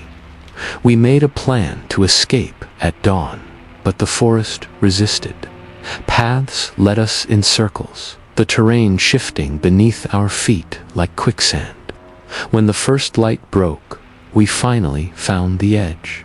Exhausted, battered, and haunted, we collapsed onto a dirt road. I never looked back, but I still hear the whispers, feel the eyes watching. Raven's Hollow keeps its secrets well, and it never forgets those who trespass. Story 21. They say some forests were never meant to be explored. I never believed that until we camped in Deadfall Reserve. We were a documentary crew of 4. Nora, our director and researcher, Dylan, our cameraman, Marcy, our audio tech, and me, Jason, the narrator and face of the project. The plan was simple. Film a wilderness special about forgotten camping spots, with Deadfall as the centerpiece. The area hadn't been visited in decades, allegedly closed off due to unstable terrain. But Nora found access through an old trail and convinced the rest of us it was a hidden gem. The rangers wouldn't notice, she said. No one ever came here. We hiked in with equipment, batteries, cameras, and a week's worth of supplies. The path was overgrown, but manageable. The deeper we went, the more the trees seemed to lean in, like they were trying to keep us from leaving. By the time we reached the clearing near the abandoned Firewatch Tower, it was well past dusk. We pitched tents and set up our first shots under the blood-orange twilight. The tower loomed above us, a jagged silhouette of rotting wood and rusted beams. It creaked when the wind passed through, but otherwise the world was dead silent. That silence never left. The first night was uneventful, but I didn't sleep. There was something wrong with the way the forest sounded, or didn't. No crickets, no owls, just the soft groan of trees, as if they were aching. Day 2 started with filming interviews. We cracked jokes, filmed B-roll of the trees, and climbed halfway up the tower. Dylan noticed strange markings carved into the base. Triangular symbols, some like spirals with a line slashed through them. Nora chalked it up to bored kids or hunters, but Dylan looked uneasy. Around noon, we heard a rhythmic thumping echoing from the woods. It didn't sound like footsteps, but something heavy falling over and over again in perfect intervals. We called out, thinking maybe it was a tree falling or an animal moving, but the sound stopped the moment we spoke. That night, it came back. We were gathered near the fire when we heard it again. Thump, thump, Thump. We turned off the camera, thinking maybe we could record the audio properly. Marcy held up her mic. As soon as she hit record, everything stopped. Not just the thumping, the wind, the leaves, even the flickering of the fire. It was like the world paused. Then, without warning, all the tents collapsed at once. No wind, no storm, just straight down, as if something had pressed down from above. We froze. Nobody said a word. When we checked the tents, the poles were snapped clean, the fabric torn, but nothing around them was disturbed. We stayed up all night. At some point, Dylan muttered, "We shouldn't be here." He said he'd seen someone in the woods the night before, not a hiker, something tall, too tall, with a face he couldn't remember, even though he swore he looked right at it. Marcy started crying. Nora told us to pull ourselves together, but she was shaking too. That was the moment I knew we had made a mistake. Day 3, Dylan was gone, just gone. No signs of struggle, no note. We searched all day, shouted, blew our whistles, nothing. As night came, we debated whether to hike out in the dark or wait. Marcy begged us to leave, but Nora refused. She said we were close to something, that Dylan might have found it. That night, I had the worst dream of my life. I was in the tower, standing at the top. Below, the forest moved like waves, trees bending and unbending in unnatural patterns. In the center of it all, a shape rose, a figure of shadow, eyes like coals burning deep into my skull. I woke up screaming. Nora and Marcy were already awake. Nora was pacing, whispering to herself about recording everything. Marcy sat in the dirt, staring at the fire with wide eyes. She hadn't blinked in what felt like minutes. I wanted to leave right then. Nora refused, said if we left without Dylan, we'd regret it forever. We agreed to climb the tower in the morning. Maybe it had something to do with what was happening. Maybe we'd get signal and call for help. Day 4, the climb was hell. The steps creaked and cracked beneath our weight. We reached the top and found a trapdoor sealed shut with a rusted padlock. Nora had brought bolt cutters. She broke the lock and forced the trapdoor open. Inside, everything smelled like rot. Mold covered the walls. In the center of the floor was a ring of ash, and inside that, something carved into the wood. More symbols, more spirals. In the corners were crude dolls made of bones, wire, and strips of leather. Animal bones, human bones. Nora filmed everything. Then Marcy screamed. We turned. She was looking out the broken window. In the woods below, a circle of figures stood motionless. Dozens, all facing the tower. They weren't people. Too tall, no faces. Arms too long, bodies too thin. We ran. Back down the steps, through the clearing, into the forest. We didn't pack. We didn't care. We just ran. Branches tore at our faces. Our feet bled. Night fell fast. I don't remember how long we ran. When I collapsed on the trail, gasping for breath, it was morning. I never saw Nora or Marcy again. I flagged down a truck on a logging road 3 hours later. I've told no one until now.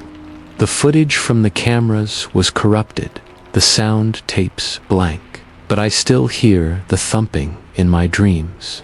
And sometimes, when I wake up in the middle of the night, the air is too still, like the forest is holding its breath, watching. Story 22. We were never supposed to find that lake, not because it was hidden on a map or protected by fences. It was just off. But we were tired, reckless, and not good at listening to instinct. We set up camp anyway. It was late October when I went camping with my cousin Mason and our friend Devin.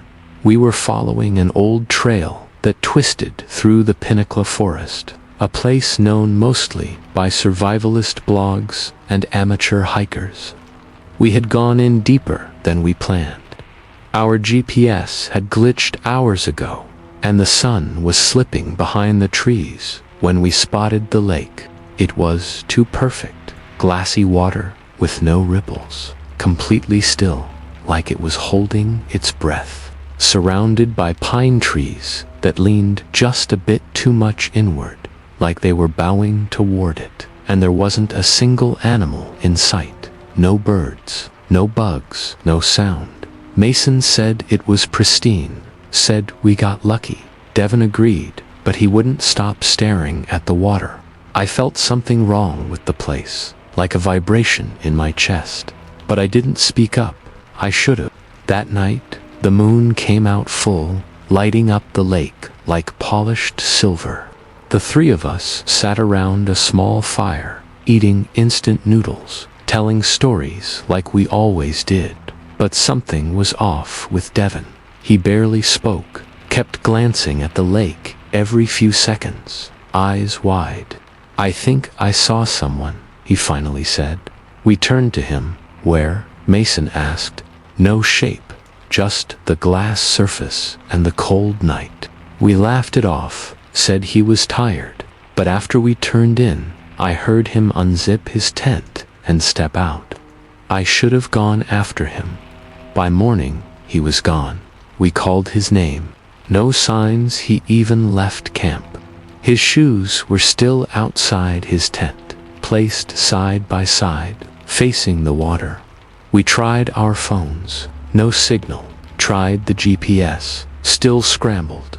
I wanted to leave right away, but Mason insisted we wait. He said Devin might have wandered off, that we'd find him soon, that maybe the lake played tricks on the eyes.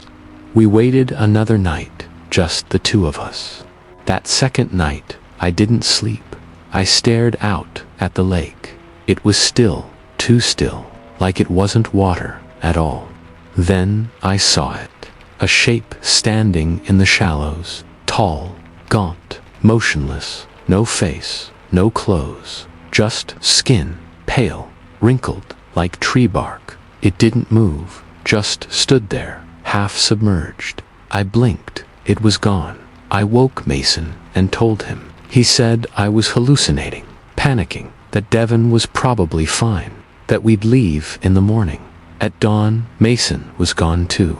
This time, no shoes, no sound, just his watch, ticking on top of his sleeping bag, still warm. I screamed his name until my voice cracked. I ran in every direction, searching, but everything looked the same.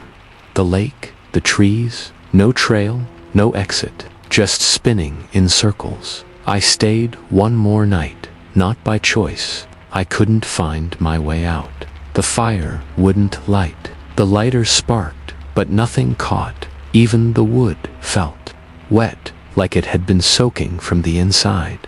I heard footsteps around me. Slow, dragging footsteps. I saw nothing.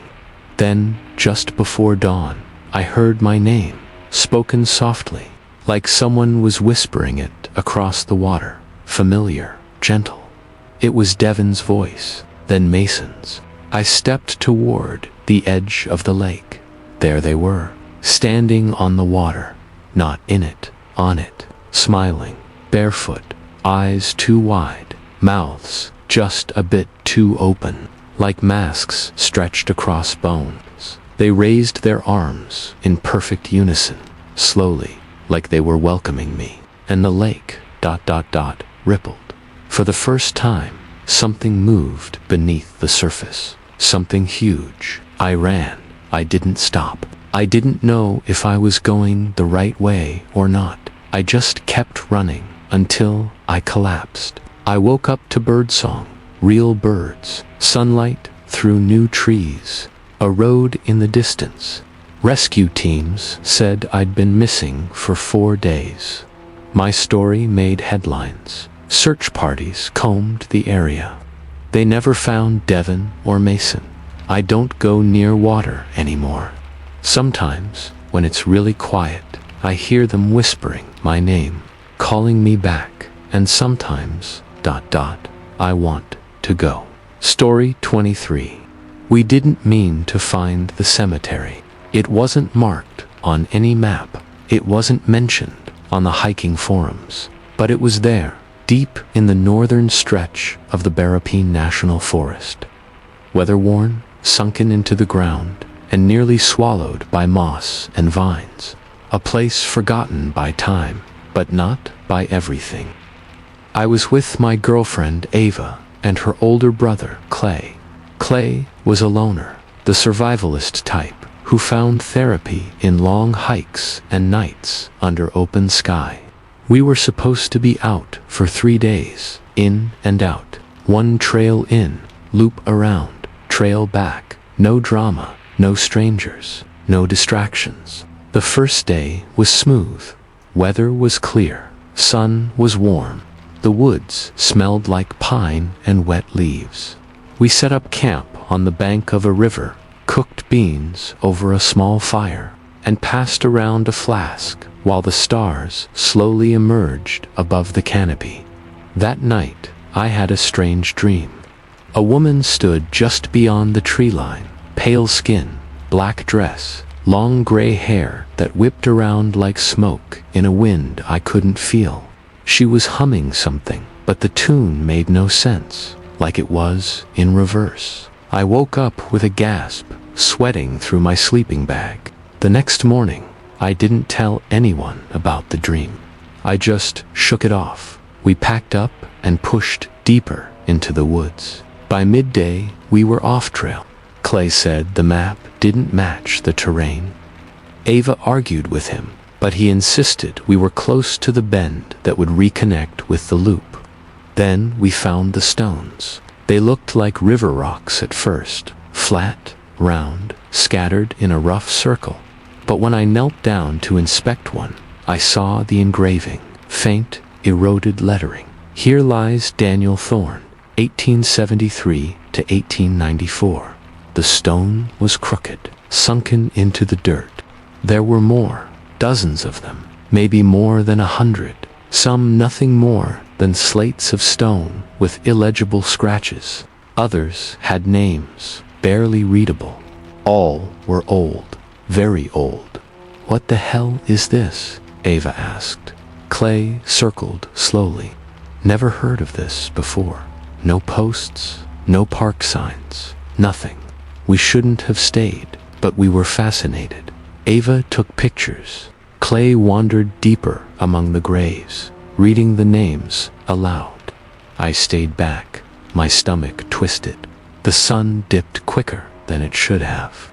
The light faded behind the trees, shadows stretching long like claws. We camped just beyond the cemetery. Ava said it was fine. Clay said we'd hike out at dawn. I didn't sleep that night. The forest changed. The wind picked up and never stopped. It howled, but the trees didn't move. The leaves didn't rustle. Only the sound, constant, like something was imitating weather without knowing how it worked. And then there was the whispering. Not voices, not clearly, just the shape of words, circling the tent. Then closer, right outside the nylon walls. I held my breath. I didn't dare unzip the door. By morning, Clay was gone. His tent was unzipped. His boots were missing, but no prints, no trail, just an indentation in the ground, like something heavy had stood beside him during the night. Ava broke down, screamed into the trees. We searched for hours, calling his name, no answer. By midday, the forest began to change again. The trail we had followed vanished. Literally, the same way in looked totally different going out. Where there had been a hill, there was now a ridge. Where there had been river, there was dry mud. Ava said we were lost. I agreed. Then we heard footsteps behind us, heavy, slow, but nothing ever appeared.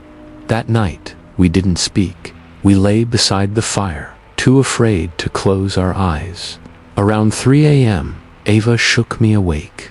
She pointed to the cemetery. It was glowing, not bright, just a dull bluish haze, as if moonlight had thickened into fog. Shapes moved between the graves, human shapes. Some walked, some crawled, none made sound. And then we saw Clay. He stood at the edge of the cemetery, barefoot, dirty, his shirt torn. His eyes were too wide, his mouth too small. He didn't speak. He only raised one finger and pointed at Ava. She stepped forward before I could stop her. He opened his arms. She walked to him. I screamed her name. She didn't turn back. When she reached him, he stepped aside, and they both vanished into the fog between the graves. I never saw them again. I ran through the night, through branches that tore at my skin, through the dark that felt like it had fingers. At dawn, I reached a ranger station. They didn't believe me. They searched for weeks. Never found Clay. Never found Ava. Never found the cemetery. But I dream of it still. Every time I close my eyes, the pale woman from my first night stands at the foot of the graves, humming backwards lullabies, watching me, waiting for me to come back. And someday I might. Because now, every time I look at a map of Berrapine, there's a small black dot that wasn't there before, right where the cemetery should be. Story 24. The forest felt like it was watching us from the very beginning. We were 4 friends who had grown up together in the suburbs of Ontario. Liam, Nadia, Eric, and me, Jason. We were all in our late 20s, tired of city noise and digital distractions. So we decided to spend a long weekend camping deep in the Algoma backcountry. No cell service, no power, just firewood, tents, and silence. It started off like any other trip. The hike was long but beautiful. The trees stood like old giants, roots bulging from the earth like veins. We found an isolated clearing about 15 kilometers from the nearest trailhead, far enough to feel like the last people alive. The lake nearby was still, too still. It reflected the sky perfectly, no ripples, not even from fish or wind. Eric commented that it looked like a photograph. Nadia thought it was beautiful. I just felt cold when I looked at it. We made camp near the water's edge. That night, we built a fire, cooked meat over the flame, and passed around a bottle of whiskey. We laughed, told old stories, but every so often, someone would glance toward the lake. We didn't say it out loud, but it felt wrong, like something was waiting just beneath the surface. Liam was the first to hear it. Around 2 in the morning, he shook me awake, pale and shaking. He said he heard children laughing in the woods. "There's no one out here," I said. He insisted. Said he heard it right outside his tent, giggling, barefoot running, then silence. I stepped out with him, shining our flashlights toward the trees. Nothing, just the reflection of our beams bouncing off the lake. The next morning, Liam was gone. His tent was empty. His pack was still there. No footprints, no trail, no note. We searched for hours, shouted until our voices cracked. Nothing. Eric started blaming the whiskey. Said maybe Liam had wandered off drunk, fallen somewhere. But I saw the way Nadia looked at the lake. She didn't believe that either. That night, we didn't sleep. The fire wouldn't catch properly. The air was thick. Every small sound felt like something breathing close behind you. Sometime before dawn, I saw a shape across the water. A person, standing ankle-deep in the lake, motionless, facing us. I blinked, and it was gone. Nadia cried herself to sleep. Eric sat with his knife clutched in both hands. No one spoke. By morning, the trees had changed. I know that sounds insane, But I swear, the path we took into the clearing was gone, replaced by a wall of dense, gnarled trunks we hadn't seen before. The sky felt lower. Everything looked darker. "We're going in circles," Eric said, after we tried hiking out for 5 hours and ended up right back at camp. Nadia sat by the dead fire, rocking slightly. Then she said, "He's in the water. He keeps calling my name." We froze. "Liam?" I asked. She nodded. "He's been whispering to me all night. I just didn't want to say it out loud." I looked toward the lake. The surface shimmered, and for just a moment, I thought I saw movement beneath it, like something massive slowly turning over. That night, Eric vanished. I woke up to the sound of something heavy being dragged through leaves. I jumped out of my tent. There were marks on the ground, long furrows, like a body had been pulled away, but no blood, no footprints, just those long drag lines. It was just Nadia and me now. She didn't say a word, just stared into the fire like she was watching something dance behind the flames. "I don't think we're supposed to leave," she said quietly. I tried to argue, tried to snap her out of it. She wouldn't even blink. That night, I forced myself to stay awake. The whispering came again. Not just Liam now, Eric too, calling my name, begging, crying, promising they were okay. Then I heard Nadia unzip her tent. I followed her out. She walked straight to the water, eyes open, mouth moving like she was in a trance. "Nadia," I shouted. She stepped into the lake. I ran after her, but she didn't sink. She walked across the surface like it was solid glass. And then she disappeared. Not down, not under, just gone. I fell to my knees in the sand. Behind me, the fire went out. The woods sighed, and the lake rippled once. I'm writing this from a ranger station I found 2 days later. But when they went to check the lake, it wasn't there. No clearing, no campsite, no shoreline, just trees, endless trees. And now, every time I close my eyes, I hear them again, calling my name, waiting for me to come back. Story 25. We were warned not to go into Redvale Canyon. Locals called it the Hollow, and not in a poetic way, just hollow, as in empty, as in something that used to be full of life, but wasn't anymore. My friend Owen thought it was just superstition. Old stories from backwoods farmers and over-imaginative kids. I wasn't so sure, but I went anyway. It was supposed to be a 3-day backpacking trip, just Owen and me. We were both experienced hikers, used to off-grid treks. We'd gone into deeper wilderness than this before. But Redvale was different. It didn't even look right on satellite maps. The aerial image was slightly blurred, the terrain distorted, like the lens had warped, and the further you zoomed in, the less clear it became. Still, Owen was set on it. He said places like that always hid the best beauty. I said they hid something else. We parked the truck about 10 miles from the canyon entrance and started in with our packs. No cell service, but we had a compass, a topographic map, and offline GPS. The trail into Redvale was nearly invisible, just patches of flattened grass and what looked like deer trails snaking along a dried-up creek bed. The trees leaned strangely, as if the earth itself was tilting toward the center of the canyon. We didn't see a single animal all day, not even birds. By nightfall, we reached the basin, a wide, rocky flatland surrounded by cliffs and crooked trees.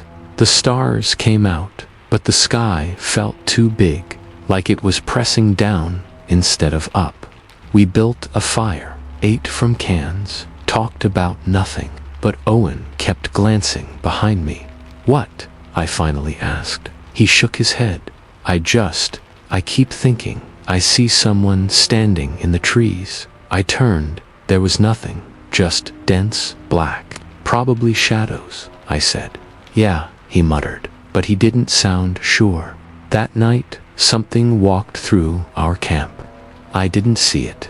I didn't hear it, but I felt it. Like pressure. Like the air itself flexed, moved around something that wasn't me. My dreams were frantic flashes of people standing too close, faces smeared, mouths open. I woke up at sunrise. Owen was gone. His gear was still there. Backpack, boots, everything. No footprints, no trail. It was like he'd evaporated. I spent the whole day searching, calling his name until my throat gave out. As I wandered, I began to notice things were wrong. The sun didn't move. I know that sounds crazy, but I kept checking the time on my watch. It was 10 a.m., then 1 p.m., then 4 p.m., and the light never changed. The shadows stayed in the same place. The air didn't cool. At some point, I realized the compass wasn't pointing north anymore. It spun lazily whenever I moved. By nightfall, I knew I had to get out. I didn't care where I went, as long as it was away from the canyon. But the woods had changed. Where there had been a slope, there was now a sheer drop. Where the creek bed had been dry, it now trickled with black water. Every landmark on my map was gone, replaced by strange mounds of stone that pulsed with trapped heat. Then I saw Owen, or something that looked like him. He stood 20 feet from me, barefoot, shirtless, skin pale and veiny. He didn't speak, just stared. His eyes were wide and wet, like he'd been crying for hours. I called to him. He didn't move. When I stepped toward him, he turned and walked into the trees.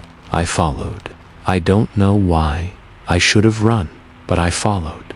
He led me through a stretch of the forest where the trees were completely dead, stripped of bark and leaves, looking more like bones than wood. Then he vanished.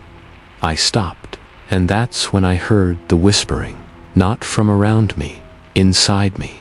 It was my voice, whispering fears I'd never said aloud, guilts I'd buried, accusations, regrets, a constant muttering, looping inside my own skull. I screamed. The whispering didn't stop. I ran. At some point, I passed out. When I woke up, I was lying beside my truck, covered in dirt, mud in my teeth, pine needles in my socks. It was bright, mid-morning. The rangers found me a few hours later after I flagged down a car. They sent search teams for Owen. They found nothing. Not even his boot prints. I didn't tell them about the canyon changing. I didn't mention the whispers. I just told them we got separated, and I was lucky. But I don't feel lucky, because now, whenever I close my eyes, I hear something breathing in rhythm with me, like it's still inside me, like the canyon followed me home. And some nights, I see Owen in my backyard, standing perfectly still, waiting for me to come back. Story 26. I found the old campground by accident. It wasn't on the map. No signs pointed to it. I only discovered it because I took a wrong turn hiking in northern Montana, somewhere past Kootenai Forest. I'd gone solo, hoping to reset my mind after a rough breakup and a few sleepless months. I didn't plan on getting lost, but I did. The sun was already dipping when I noticed the rusted metal sign nailed crookedly to a tree. It just said, Camp Mercy. No date, no warning, just that. There were remains of cabins deeper in the woods, old wood frames, collapsed roofs, nails sticking out like splinters from the past. A stone fire pit sat in the middle of the clearing, its bricks cracked and blackened by age. And strangest of all, there was no overgrowth. The grass was still short, the area cleared, like someone had been maintaining it, but there was no one around.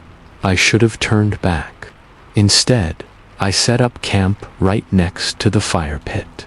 I told myself I'd hike back in the morning, that it was too dark to navigate back to my trail now. That sleeping near old ruins wasn't that weird. That night, the wind never blew. The trees stood frozen like a photograph. Around midnight, I heard the humming. It started low, barely more than a vibration.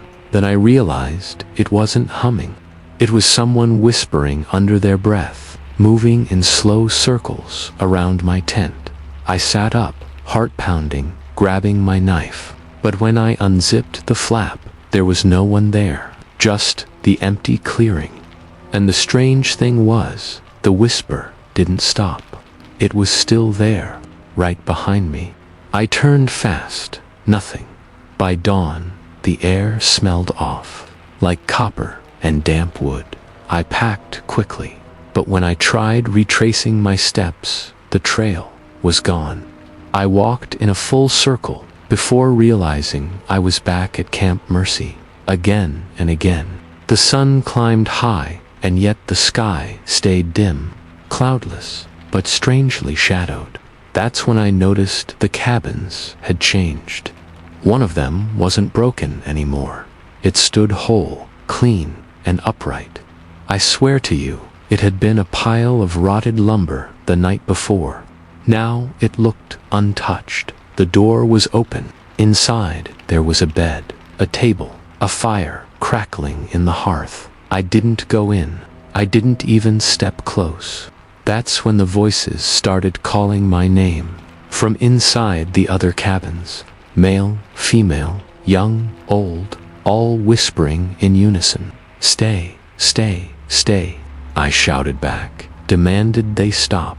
The voices laughed. The fire in the cabin blew out instantly. Smoke curled through the doorway, spelling shapes in the air. I saw outlines of people. A woman with no eyes. A man with a jaw too wide. Children holding hands. Faces smooth and blank. I ran. I didn't stop running until my legs gave out. Collapsed in the grass, I looked up and saw the fire pit again. And the worst part, there was fresh wood stacked inside it. Someone had prepared it for a new fire. I curled up near the trees, knife in hand, trying not to blink, trying not to breathe too loud. Then the singing began. Children, a lullaby I didn't recognize, soft and ancient, something like a chant. I covered my ears. The sound pushed through my palms. It pressed against my mind like it wanted in. I don't remember falling asleep. When I woke up, the world was normal again. Morning sun, a gentle breeze, birdsong. I staggered to my feet and ran east. And this time, the trail was there. It took me hours, but I made it back to my car. When I got home, I looked up Camp Mercy. There's no record of it. No photos, no mentions. Nothing in historical campground registries, Forest Service databases, or local archives, except one thing. An article from 1926. Entire camp vanishes in northern Montana. 26 campers and staff gone without a trace. Only the name remains, Camp Mercy. I'm scared I never left. Scared the trees outside my window aren't the same ones I grew up with. Because sometimes, at night, I hear that lullaby again, and something sings along with it from inside my walls.